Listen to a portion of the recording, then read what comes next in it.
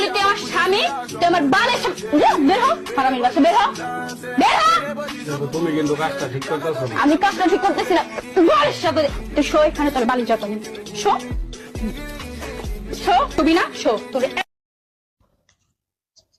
তো এতক্ষণ তো ভিডিওটা দেখলেন যে কি চললো। বাইরে ভাই এসব ভিডিও দেখার পরে আমার বিয়ার শখ মিটে গেছে গা।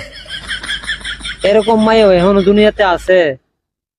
জামাই নাকি লাত্তি রে কইতাছে তুই আমার কিয়ের জামাই। আল্লাহ আল্লাহ।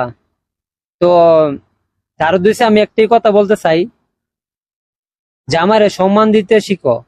জামাই কোনো অসম্মানী লোক না, সম্মানীয় লোক, সম্মান দিতে শিখো।